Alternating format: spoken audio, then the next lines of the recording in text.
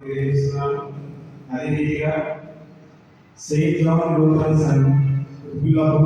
సంఘ గురువులు reverend K salmon Rajaiah గారికి, అదేవిధంగా ఎడిషనల్ పాస్టర్గా పనిచేస్తున్నటువంటి రెవరెండ్ బి ఇమానుయేల్ గారికి ప్రత్యేకమైన వందనాలు తెలియజేస్తున్నాను.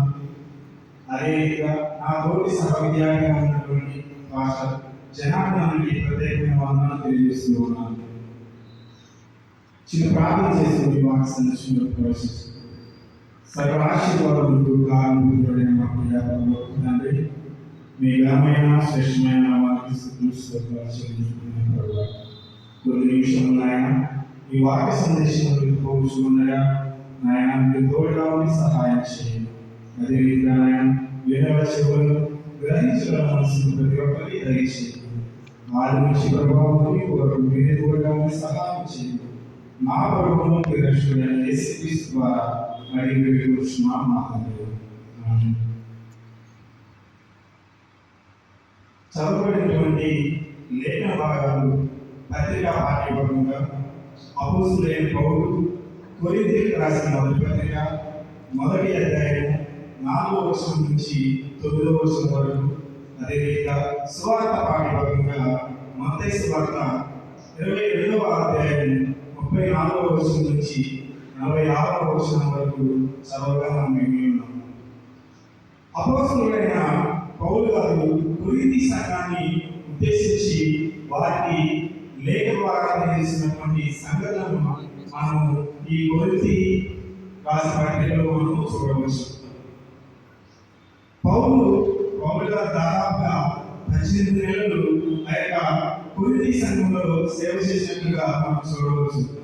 అనగా 1.5 సంవత్సరము అక్కడ సేవ చేసినటువంటి పరిస్థితి మనం జ్ఞాపకం చేసుకోవచ్చు. అపోస్తలుడైనటువంటి పౌలు గారు తన మిషనరీ ప్రయాణంలో 3వ ప్రయాణంలో భాగంగా ఆ ప్రయాణం చేసేటువంటి ఆ సందర్భంలో కొరింథీ పత్రికకు ఈ లేఖను రాస్తున్నటువంటి సందర్భాన్ని మనం గుర్తించవలసినటువంటి విషయమై ఉన్నది. కొరింథీ సంఘం అనేది వ్యాపారికంగా ప్రసిద్ధి చెందినటువంటి పట్టణం. అదేవిధంగా ధనవంతులైనటువంటి వారు ఉన్నవారుగా, ఆధ్యాత్మికంగా మొదట్లో వారు మంచి స్థానంలో ఉన్నప్పటికీ ఆ తర్వాత పాపములు, విభేదములు, వారి మధ్య ఉన్నటువంటి ఆధ్యాత్మికత అనేది తగ్గిపోయినటువంటి సందర్భంలో మనము దీన్ని చూడవచ్చు. అదేవిధంగా దీనివల్ల ఏర్పాటు చేయబడినటువంటి అంశం ఏంటంటే దేవుని కృపలో పిలువబడి ప్రేమలో నిలుచువారు, కాలుపై స్టాండింగ్ లో.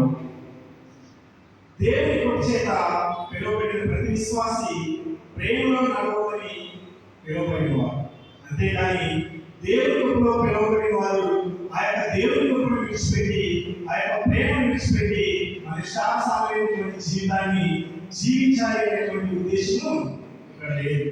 ఎప్పుడైతే ఆ కృపను మనం పొందుకునే వారిగా ఉంటామో ఆ కృపను మనం ప్రేమ రూపంలో చూపించేవారిగా, కనపరిచేవారిగా మనం ఉండాలి. సాధారణంగా క్రైస్తవ జీవితంలో జీవిస్తున్నటువంటి ప్రతి ఒక్క క్రైస్తవుడు దేవుని కృప ద్వారా మాత్రమే ఈ లోకంలో సజీవుడిగా ఉంటూ ఉన్నారు. ఆయన యొక్క ప్రేమ ద్వారా మాత్రమే మనము మన జీవనాన్ని కొనసాగించే వారిగా ఉంటూ ఉన్నాం. మనము జీవితాన్ని దేవుని కృప అనేది మనపై ఎప్పుడైతే ఉంటుందో ఆటోమేటిక్గా మన యొక్క జీవితం అనేది మారిపోతూ ఉంటుంది. మన జీవితం ఎప్పుడైతే మారిపోతూ ఉంటుందో అప్పుడు ఇంకా అధికంగా దేవుని యొక్క కృపను మనం పొందడానికి అర్హమవుతూ ఉంటాం. కానీ ఇక్కడ కొరింథీ సంఘంలో ఉన్నటువంటి ఆ యొక్క ప్రజలు దేవుని కృపని పొందుకునే వారిగా ఉన్నారు, కానీ ఆ కృపను నిత్యము కొనసాగించేటువంటి విషయంలో వారు విఫలమైనట్టుగా మనం చూడవచ్చు.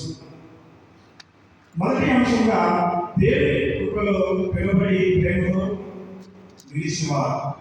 ఇక్కడ మనం చూసినట్లయితే పౌలు గారి కొరింథీ సంఘం పట్ల దేవుడు అనుగ్రహించినటువంటి ఆ కృపను బట్టి మొదటిగా దేవాది దేవునికి కృతజ్ఞతాస్తుతులు చెల్లిస్తున్నారు.